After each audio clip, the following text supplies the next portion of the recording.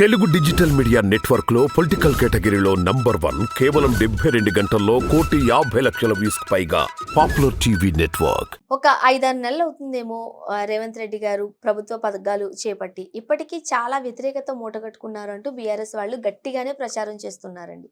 రైతు బంధు విషయంలో కావచ్చు, కరెంట్ లేదన్న విషయంలో కావచ్చు, నీటికి సంబంధించి ఇలా రకరకాలుగా రేవంత్ రెడ్డి గారి మీద దుమ్మెత్తిపోస్తున్నారని చెప్పొచ్చు. మీరేం చెప్తారు? ఒక 5 నెలలు పరిపాలన అంటే ఏంటో చూపించగలుగుతారా ఎవరైనా? కష్టం కదా! ఇప్పుడు ఇది కూడా ఇక్కడ 100 డేస్. 100 డేస్ తర్వాత నోటిఫికేషన్ వచ్చింది. 100 రోజులు ఏం చేయాలుతాం అసలు?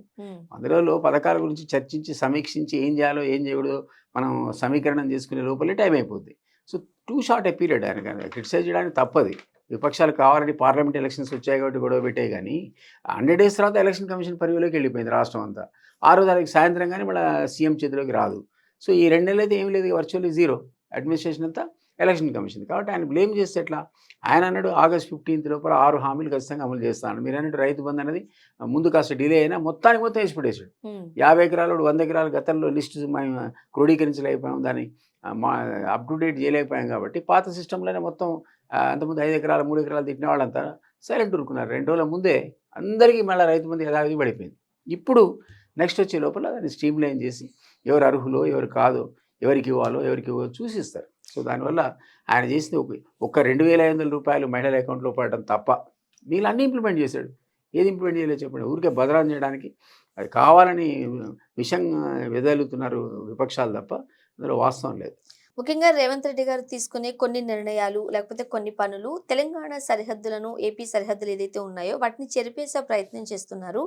ఇప్పటికీ చంద్రబాబు నాయుడు గారికి శిష్యుడిగానే రేవంత్ రెడ్డి గారిని చూస్తూ ఉంటారు. కాబట్టి ఒకవేళ కూటమి అధికారంలోకి వస్తే ఏపీలో ఖచ్చితంగా మళ్ళీ 2 రాష్ట్రాలు ఏకమయ్యే అవకాశం కూడా లేకపోలేదు అంటున్నారు కొంతమంది. ఇంత ఉద్యమం తర్వాత విడిపోయిన రాష్ట్రం అసలు ఎట్టి పరిస్థితులు కలుస్తుందా? ఇంపాసిబుల్. అది సాధ్యపడదు. రేవంత్ రెడ్డి గారు ఎవరూ చేయలేరు ఆ పని.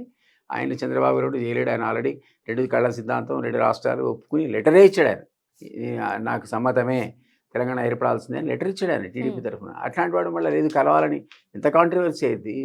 దీర్ఘకాల ఉద్యమం కదా. 69 నుంచి ఇప్పటిదాకా కొన్ని వందల వేల మంది చనిపోయారు ఈ కాజ్ మీద.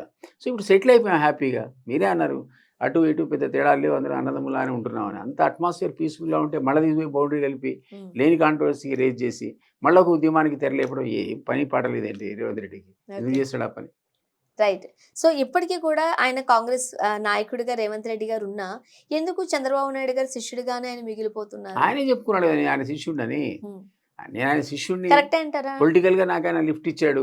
సో ఆయన నాకు క్లోజ్ అని కళ్ళనీళ్ళు పెట్టుకుంటూ ఉత్తరం రాశాడు పార్టీ వదిలిపెట్టినప్పుడు. అది అయిపోయింది, ఆ చాప్టర్ క్లోజ్ అయింది కదా. ఇప్పుడు అక్కడి నుంచి కాంగ్రెస్ వర్కింగ్ ప్రెసిడెంట్గా, కాంగ్రెస్ ప్రెసిడెంట్గా అద్భుతమైనటువంటి వ్యూహ నిర్మాణం చేసి ఇన్ని రకాల మీటింగ్లు పెట్టి దంచి కొట్టి ఆయనే చెప్పినట్టు తొక్కి తొక్కి తొక్కి పైకి వచ్చాడు.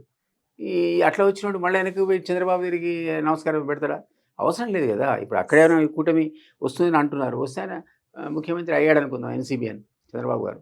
ఈయన ఉంటాడు ఆయన ఉంటాడు, మళ్ళీ పరస్పరం కోఆపరేషన్ ఉంటుంది తప్ప బౌండరీలు జరిపేసి మళ్ళీ కలిసి మళ్ళీ 2 రాష్ట్రాలు ఒకటి అనేటువంటిది మోస్ట్ ఇల్లాజికల్ థింకింగ్. సో మీరు అన్నట్టుగా ఒకవేళ గురు శిష్యులు ఇద్దరు చెరో రాష్ట్రాన్ని పరిపాలిస్తున్నట్లయితే 2 రాష్ట్రాలు అభివృద్ధి చెందే దిశగా వెళ్ళే అవకాశం కూడా ఉంటుందేమో. పాజిటివ్ గా కాంగ్రెస్ రేపు పొద్దున మరి కాంగ్రెస్ అధికారంలోకి వస్తే చంద్రబాబు గారికి రేవంత్ రెడ్డి తోడ్పడతాడు.